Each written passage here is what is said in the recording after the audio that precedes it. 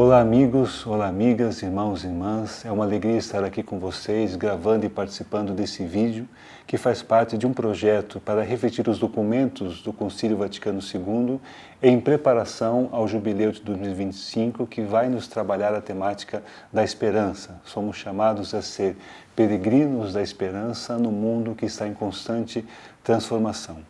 E o documento do Jubileu nos convida a um momento de oração em preparação a esse ano jubilar, mas também no estudo dos documentos do Concílio Vaticano II.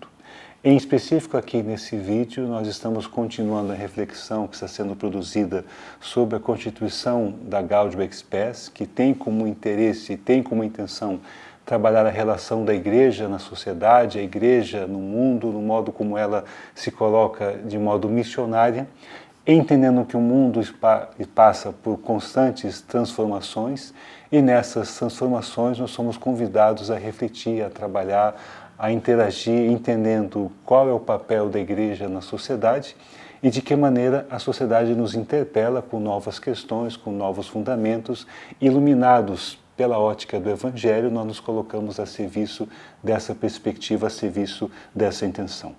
O documento da Gaudium et Spes é dividido em duas grandes partes. Na primeira parte, ele traz os fundamentos daquilo que a igreja entende no seu aspecto missionário. Então, uma missão que vem de Deus para a sociedade e a igreja assume essa perspectiva e coloca o ser humano como ponto fundamental, naquilo que ele é como ponto de início e como ponto final de todas as relações daquilo que se empenha.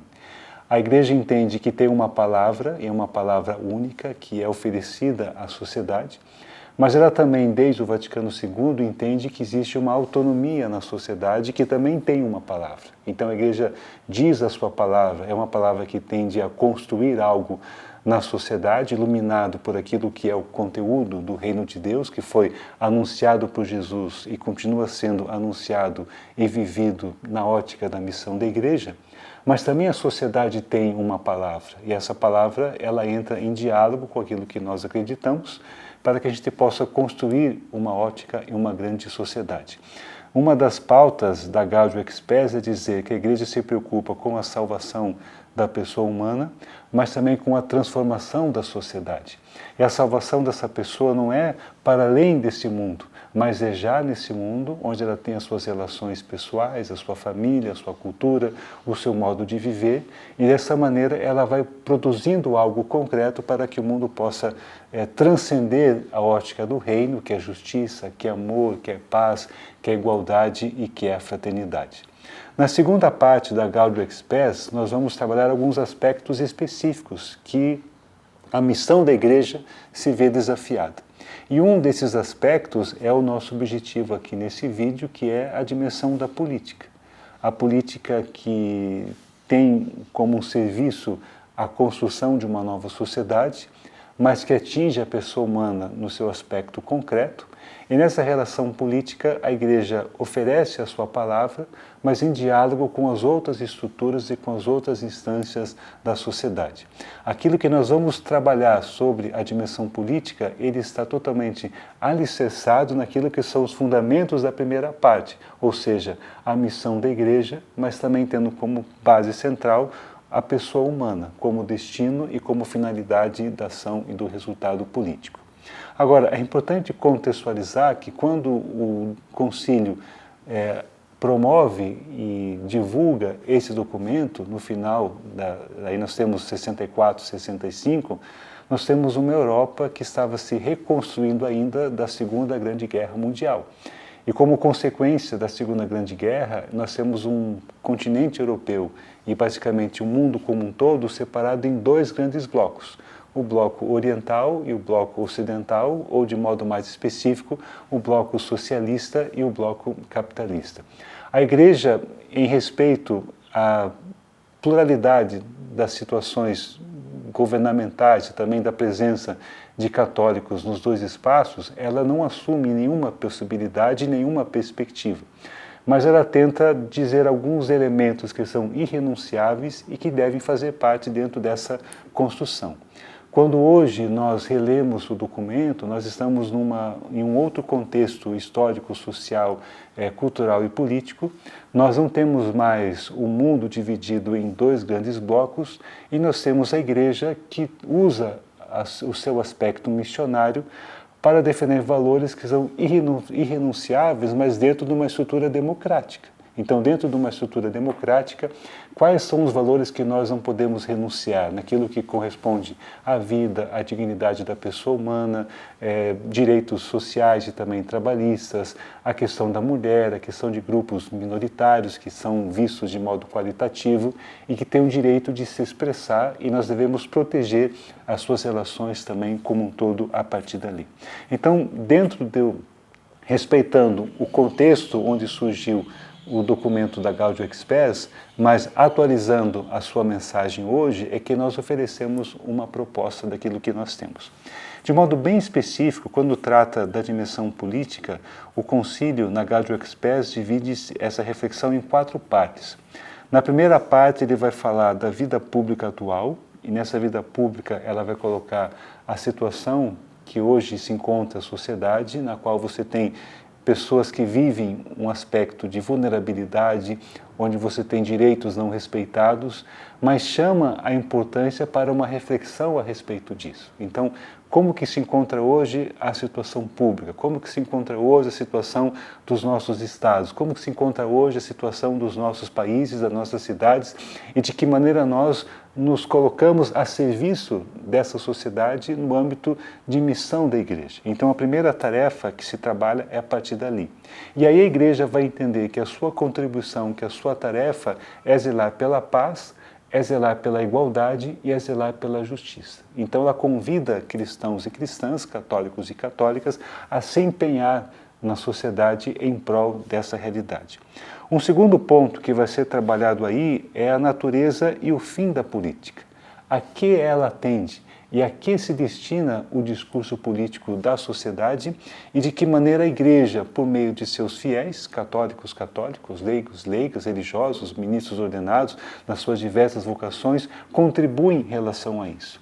A Igreja vai entender que a natureza e o fim da política se encontra na garantia, na defesa da dignidade da pessoa humana. Então, ela vai trazer aqueles pontos fundamentais da primeira parte, que é a dignidade da pessoa humana, e de que modo essa realidade se encontra vulnerável hoje e de que maneira a Igreja, provocando um discurso político, respeitando a diversidade de opiniões e de visões, ela vai favorecer a relação da dignidade da pessoa. Então, aí você tem todo um aparato que se construiu no ensino social da Igreja, através de muitos documentos, que vai passando pelo Papa Leão XIII até chegar ao Papa Francisco, onde essa dignidade humana ela se faz mais presente, ela se faz mais concreta. Uma terceira parte, ele vai trabalhar da cooperação de todos na vida pública, onde ela chama a uma corresponsabilidade, ou seja, todos e todas somos responsáveis e somos convidados a trabalhar essa intenção, cada qual na sua função, cada qual na sua especificidade. Fala-se muito da liberdade de associações e de que maneira cristãos e cristãs podem criar associações ou mesmo estar inseridos em partidos políticos que têm uma pauta específica, mas essa pauta específica corrobora com o todo, com o bem comum que se deve produzir e construir na atual sociedade.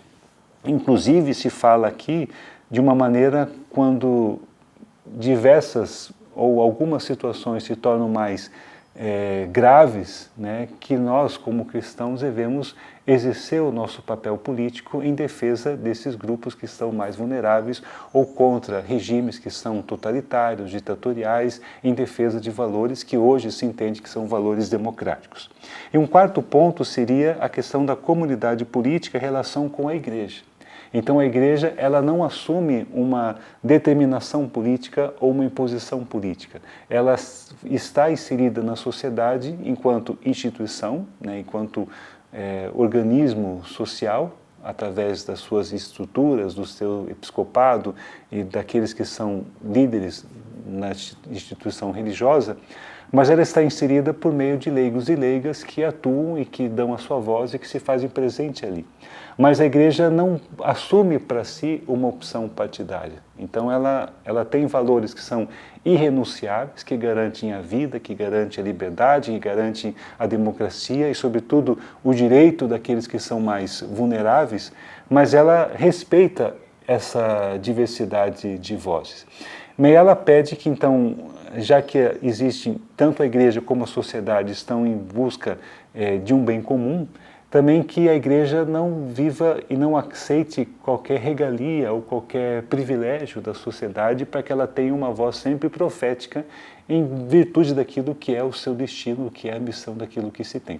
O que se pede é que haja uma relação harmoniosa entre a estrutura da igreja e as estruturas políticas, tendo como ponto de vista o bem comum daquilo que se pode ter a partir dali. Então, esses são os 4 pontos que nós trabalhamos dentro da Gaudium et Spes que focam a dimensão política. Se nós quiséssemos atualizar esse documento hoje, nós deveríamos trazer a dimensão democrática. Então, acho que a democracia é um valor da sociedade atual e nós temos uma série de garantias de direitos que se fazem presente aí. Um outro ponto seria a garantia da laicidade do Estado, ou seja, o Estado não assume para si uma determinada confissão religiosa, mas permite que as diferentes religiões possam exercer os seus direitos, a sua existência, a sua permanência e a sua cidadania. Então é um ponto que se deve colocar a partir dali. E valores que são irrenunciáveis, como o valor em defesa da vida, em defesa dos direitos de grupos minoritários, a questão da justiça, defesa dos pobres e pessoas que são mais vulneráveis. Então, é dentro desses vieses que nós nos colocamos e nós assumimos a nossa prerrogativa. Nós temos avanços naquilo que se corresponde ao ensino social da Igreja, que começa no século XIX com o Papa Leão XIII, quando a Igreja assume a defesa dos trabalhadores. Aí você tem uma série de direitos trabalhistas que são colocados, a Igreja assume essa perspectiva, vai passando pelos papas todos até chegar agora no Papa Francisco, com o documento Fratelli Tutti, onde ele vai falar do exercício da boa política, a política como um gesto de caridade, um gesto de construir laços comuns, e com esses laços comuns nós temos direitos que são restabelecidos e nos colocam dentro dessa relação. Então é um caminho bonito, e hoje a política acaba sofrendo alguns reveses de mau uso ou de má interpretação ou até um descrédito por conta de alguns agentes públicos, mas a Igreja, por conta dos seus documentos, e a Fratelli Tutti do Papa Francisco é o documento principal, ela nos convida a um olhar atento, responsável, em exercício do bem comum, sendo a política, o agir político, um gesto de amor e um gesto de caridade. É dessa maneira que nós convidamos você a refletir conosco e ter essa preparação para o jubileu de 2025. Muito obrigado.